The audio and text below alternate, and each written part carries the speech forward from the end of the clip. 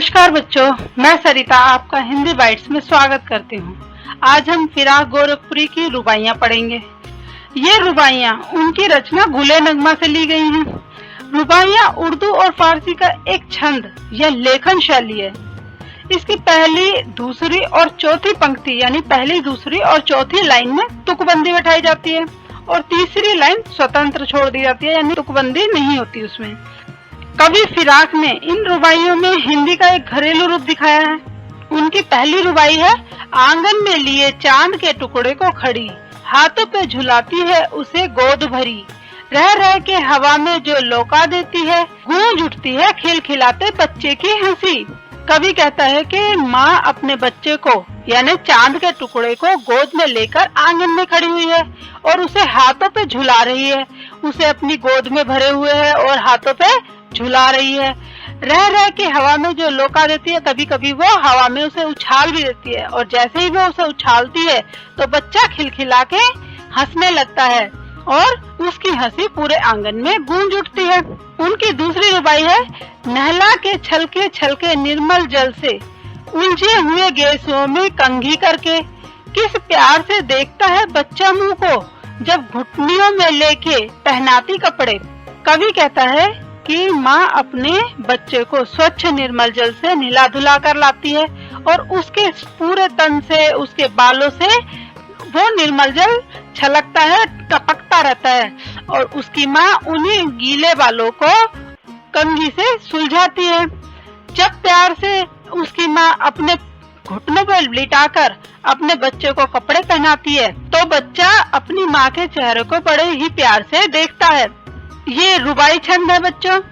इसमें वात्सल्य रस है, यानी माँ का अपने बच्चे के प्रति और बच्चे का अपनी माँ के प्रति वात्सल्य रस झलकता है।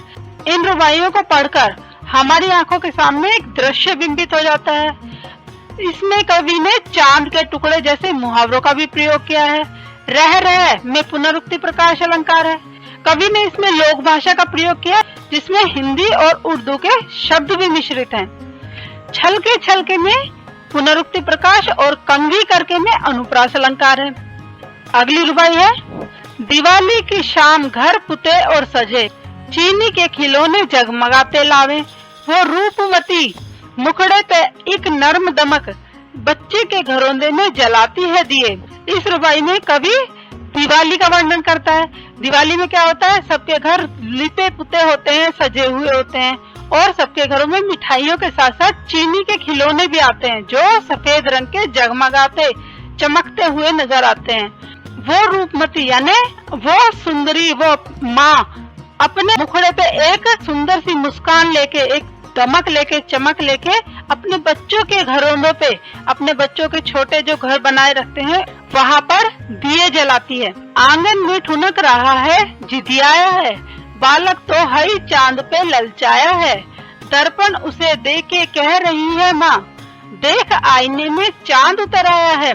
कवि कहता है कि आंगन में बच्चा खेल रहा है और लेकिन वो जिद भी करे बैठा हुआ है, ठुनके बैठा है, यानी नखरे कर रहा है और वो कह रहा है कि मुझे तो ये चांद अच्छा लग रहा है, वो चांद पे ललचाया हुआ है और वो चांद को लाने की अपनी माँ से जिद कर रहा है कि उसे चांद चाहिए। उसकी माँ उसको दर्पण देती है और दर्पण में चांद को दिखाकर उससे कहती है देखो आईने में चांद उतर आया है, और इस तरह वो अपने बच्चे को बहलाती है, समझाती है। ये रुबाई छंद है और भाषा का मिश्रित रूप इसमें भी प्रयोग किया गया है। हमारी आंखों के सामने एक दृश्य बिंबित हो जाता है। माँ की ममता का सुंदर चित्रण किया गया है। उर्दू हिंदी मिश्रित लोक भाषा का प्रयोग किया गया है। स्वाभाविक वर्णन के कारण स्वभावोक्ति अलंकार है। माँ की ममता का सुंदर चित्रण किया गया है और आईने में चांद उतर आया जैसे सुंदर कल्पनाएं कवि इसमें करता है। अगली रुबाई है, रक्षाबंधन की सुबह रस की पुतली, छाई है घटा गगन की हल्की हल्की, बिजली की तरह चमक रही हैं लच्छे, भाई के हैं बांधती चमकती राखी।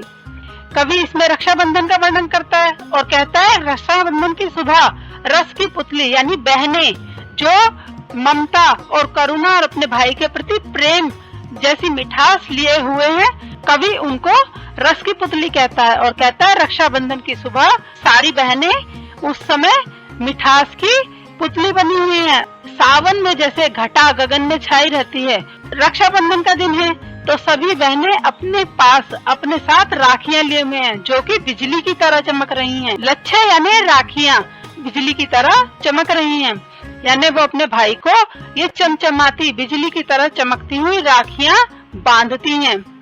ये भी एक रुबाई छंद है और इसमें उर्दू मिश्रित हिंदी भाषा का प्रयोग किया गया है।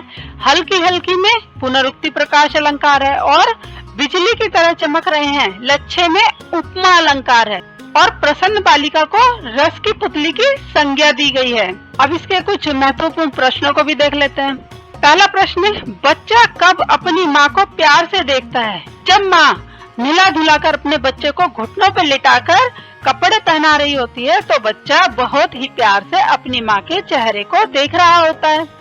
अगला प्रश्न, फिराक की रुबाइयों में उभरे घरेलू जीवन के बिंबों का सौंदर्य स्पष्ट कीजिए। फिराक ने अपनी रुबाइयों में घरेलू जीवन के आम चित्र बिंबित किए हैं। जैसे एक चित्र में माँ अपने छोटे बच्चे को गोद में झुला रही है, बच्चे की तुलना इसमें चांद से की गई है। दूसरे बिंब में माँ बच्चे को नहला धुलाकर कपड़े पहनाती है और बच्चा उसे प्यार से देखता है। तीसरे बिंब में माँ चांद लाने की जिद कर रहे बच्चे को दर्पण देके बोलती है कि बेटा देखो चांद दर्पण में उतर आया है।